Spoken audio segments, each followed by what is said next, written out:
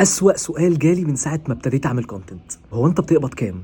بص، انا مش هقول لك انا بقبض كام، بس هقول لك انا بصرف ازاي علشان باقي الناس تستفيد. أنا هرد بس مش دلوقتي، كون هديت شوية. فلوس ايه؟ انا اول لما بقبض بحب اقسم المرتب بتاعي كده لسبع اجزاء. اول حاجه الاكل والشرب، بيبقى اسمه السي بي اي، كوست بير اندكس، او العربيه اللي انا بمشي بيها في كارفور وبحط فيها الحاجه بتاعت الاسبوع معدل فلوسها كام. تاني حاجه بعملها هي البنزين، بحط في حسابي لو عندي فرح، لو عندي مكان بعيد، لو مره مسافر رايح حته. تالت حاجه بحسب لها ودي مهمه قوي هي الزكاه او العشور. المسيحيين بيبقى عندهم حاجه اسمها عشور، وهي بتكون 10% من الفلوس اللي هم بياخدوها. المسلمين عندهم الزكاه ودي بتكون تقريبا 2.5%، بيكون فيها شويه حسابات تانية مش انا احسن حد اكلمك عنها. رابع حاجه بحسبها هي الفواتير. خامس حاجه بعمل حسابها هي الامرجنسي، حالات الطارئه، حاجه باظت في البيت، حد تعب، حد حصل له اي حاجه. سادس حاجه وهي دي السبب في موضوع الفيديو النهارده هو الاستثمار. انت بتحط فلوسك فين؟ انت بتحوش للمعاش بتاعك ازاي؟ احنا ما عندناش معاشات، لو ما بتعملش حساب للمعاش بتاعك من دلوقتي ما اعرفش ايه اللي ممكن يحصل قدام. حط فلوسك في عمله، حط فلوسك في ذهب، حط فلوسك في مشروع تاني ممكن تبقى ماشي فيه جنب شغلك. اهم حاجه انه يبقى عندك مكان بتحط فيه فلوس من الفلوس اللي انت بتقبضها دلوقتي. وسابع حاجه ودي يعني من اهم الحاجات اللي لازم تحصل هي السيلف تريت. تدلع نفسك، شوكولاتات، حلويات، اي شيء، عزومه، فسحه، خروجه، سفريه، تجيلك زقه علشان تفضل عايز تكمل الشهر اللي جاي. الاهم من ان الفلوس بتيجي ازاي